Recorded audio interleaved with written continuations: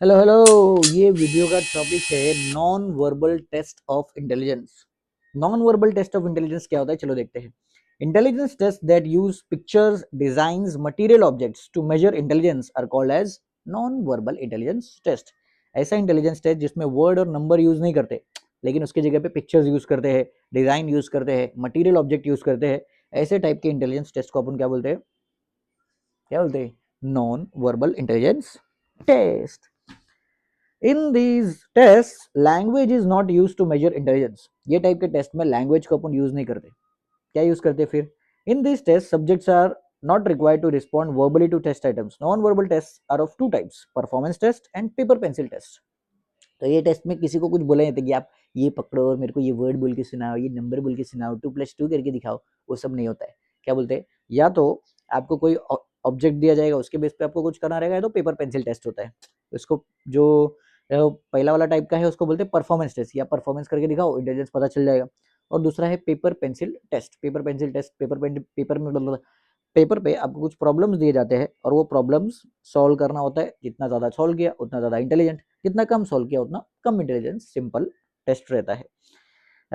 Example देखो, कोज block design test. को का एक ब्लॉक डिजाइन टेस्ट है, वो है कौन सा? Non verbal test of intelligence. फिर उसके बाद Alexander's pass along test. Alexander नाम के एक साइकोलॉजिस्ट थे, उनका एक पास अलोंग टेस्ट था। वो टेस्ट भी किस में आता है? Non verbal test of intelligence. फिर उसके बाद मेरिल पामर एक इंसान है, उसने एक टेस्ट बनाया था, ब्लॉक बिल्डिंग टेस्ट। कौन सा? Block building test. ये ब्लॉक बिल्डिंग टेस्ट की वजह से सामने वाले का इंटेलिजेंस टेस्ट करते हैं, तो वो भी किस में आता है? Non verbal intelligence test. Doctor Bhatia ने भी अपना नॉन वर्बल इंटेलिजेंस टेस्ट निकाला। ये सब एग्जाम्पल है परफॉर्मेंस टेस्ट का। इसका परफॉर्मेंस, क्योंकि नॉन वर्बल में दो टाइप है, परफॉर्मेंस और पेपर पेंसिल टेस्ट। फिर उसके बाद अपन आते हैं पेपर पेंसिल पे। Raven's standard progressive matrices. जो स्टैंडर्ड प्रोग्रेसिव मैट्राइसिस बनाया रेवेंस ने, वो पेपर पेंसिल टेस्ट का एग्जांपल है। रेवेंस कलर्ड प्रोग्रेसिव मैट्राइसिस, एक कलर्ड प्रोग्रेसिव मैट्राइसिस बनाया रेवेन ने, वो भी किसका एग्जांपल है? Paper pencil test of intelligence. तो दो टाइप के टेस्ट रहते हैं इन नॉन वर्बल टेस्ट में। पहला परफॉर्मेंस टेस्ट, जिसमें परफॉर्मेंस करके दिखाना होता है। दूसरा वाला परफॉर्मेंस मतलब कोई एक प्रॉब्लम दिया रहेगा, उसको प्रॉब्लम को सॉल्व करना रहेगा, वो अटेम्प्ट को परफॉर्म करना रहता है। और दूसरा है पेपर पेंसिल टेस्ट, मतलब पेपर पेंसिल टेस्ट पे आपको प्रॉब्लम दिया है, उसको पेपर से सॉल्व करो, पेंसिल से सॉल्व करो, पेपर से। चलो next, advantages of non verbal test of intelligence. Non verbal test का एडवांटेज क्या है, फायदा क्या है, चलो वो देखते हैं। Non verbal test can be given to people having different linguistic background, literate people and small children. Non verbal test का फायदा नंबर 1 क्या फायदा है?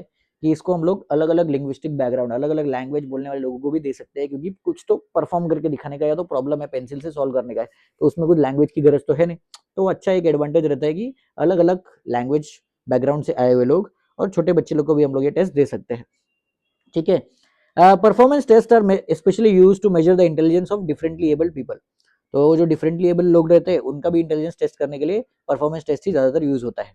नेक्स्ट वाला देखो, दीज टेस्ट, कौन सा? नॉन वर्बल टेस्ट का advantage number 2, these test are culture free and therefore can be used in other culture. इसमें कोई कल्चर को ध्यान में रखे हुए टेस्ट तो डिजाइन करते नहीं है नॉन वर्बल टेस्ट को, क्योंकि हम लोग को मियरली या तो परफॉर्मेंस देना है या तो प्रॉब्लम सॉल्व करना है पेपर पेंसिल लेके।